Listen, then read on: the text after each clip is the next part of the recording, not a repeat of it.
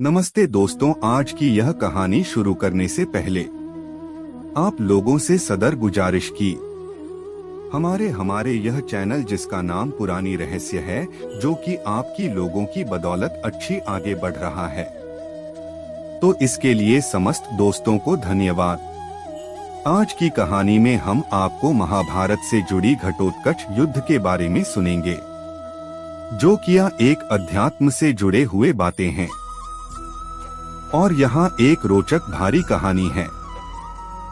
यह कहानी को आप ध्यान से सुने और अपनी जिंदगी में अमल करें।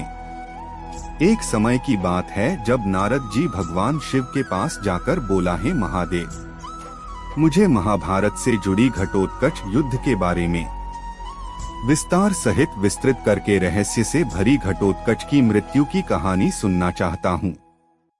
हमें आपकी मुखारविंद से घटोत्कच युद्ध के बारे में अनुग्रहित करें। भगवान शिव ने कहानी बताना प्रारंभ किया। अर्जुन ने हिडिंब को मारने के लिए अपना धनुष उठा लिया, किंतु भीम ने उन्हें बाण छोड़ने से मना करते हुए कहा, अनुज, तुम बाण मत छोड़ो, यह मेरा शिकार है और मेरे ही हाथों मरेगा। इतना कहकर भीम ने हिडिंब को दोनों हाथों से पकड़कर उठा लिया और उसे हवा में अनेक बार घुमाकर इतनी तीव्रता के साथ भूमि पर पटका कि उसके प्राण पखेरु उड़ गए। हिडिंब के बाद भीम काम्यक वन का राजा बना तथा भीम ने 20 साल काम्यक वन पर राज किया। हिडिंब के मरने पर वे लोग वहां से प्रस्थान की तैयारी करने लगे। इस पर हिडिंबा ने कुंती के चरणों में गिरकर प्रार्थना करने लगी, हे माता, मैंने आपके पुत्र भीम को अपने पति के रूप में स्वीकार कर लिया है। आप लोग मुझे कृपा करके स्वीकार कर लीजिए।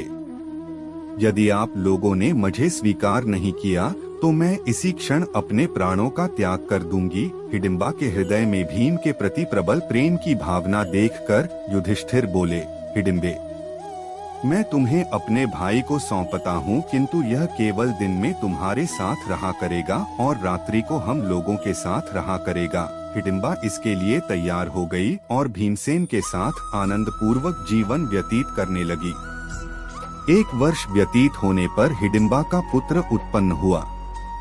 उत्पन्न होते समय उसके सिर पर केश उत्कच न होने के कारण उसका नाम घटोत्कच रखा गया। वह अत्यंत मायावी निकला और जन्म लेते ही बड़ा हो गया। हिडिंबा ने अपने पुत्र को पांडवों के पास ले जाकर कहा, यह आपके भाई की संतान है, अतः यह आप लोगों की सेवा में रहेगा। इतना कहकर हिडिंबा वहां से चली गई। घटोत्कच श्रद्धा से पांडवों तथा माता कुंती के चरणों में प्रणाम करके बोला, अब मुझे मेरे योग्य सेवा बताएं। उसकी बात सुनकर कुंती बोली, तू मेरे वंश का सबसे बड़ा पौत्र है, समय आने पर तुम्हारी सेवा अवश्य ली जाएगी। इस पर घटोत्कच ने कहा, आप लोग जब भी मुझे स्मरण करेंगे मैं आप लोगों की सेवा में उपस्थित हो जाऊंगा। इतना कहकर घटोत्कच वर्तमान उत्तराखंड की ओर चला गया। एक बार फिर नारद ने भगवान शिव से अनुग्रह मुझे आगे की कथा और सुनाए प्रभु। और आगे की कथा बढ़ते हुए भगवान शिव ने बोला, है नारद, आगे की कथा इस प्रकार है। घटोत्कच का विवाह दिति के पुत्र मूर की कन्या कामकटंकक्ता मोरवी से हुआ था और उनके 3 पुत्र हुए। उनमें सबसे बड़ा पुत्र सिंह के समान बालों वाला था, इसलिए उसका नाम बर्बरीक रखा गया। अन्य 2 पुत्रों के नाम अंजन पर्व और मेघवर्ण रखे गए।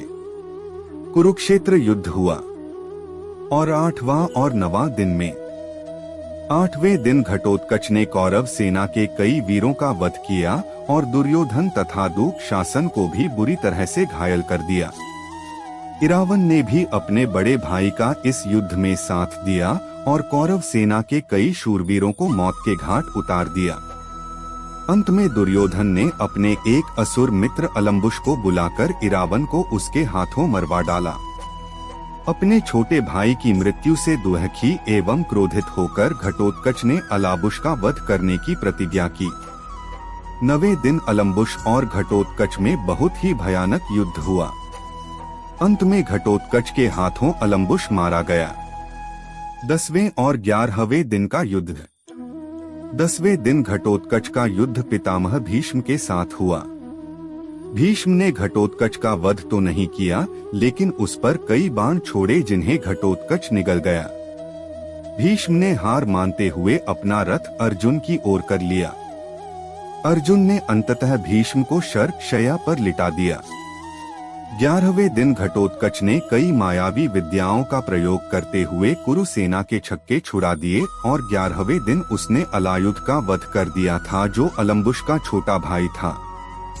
12वें और 13वें दिन का युद्ध। 12वें दिन घटोत्कच ने कुरु सेना में तहलका मचा दिया।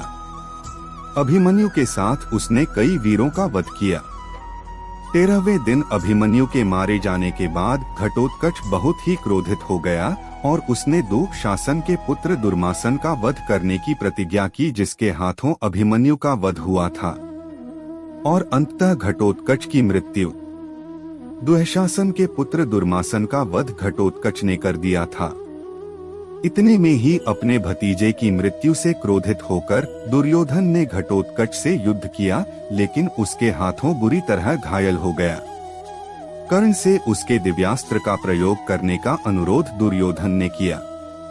कर्ण के बार बार मना किए जाने पर भी कर्ण ने विवश होकर इंद्र का वह अमोघ अस्त्र घटोत्कच पर चला दिया और उसका वध कर दिया।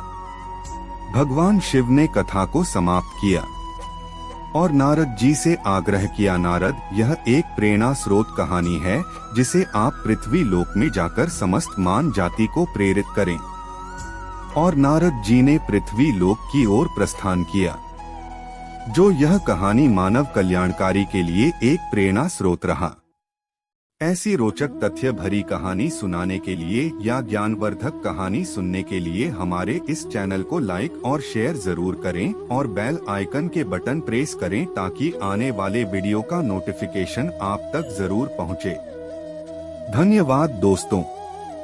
आगे की कहानी आपको नेक्स्ट वीडियो में सुनाया जाएगा। अभी के लिए बस इतना ही।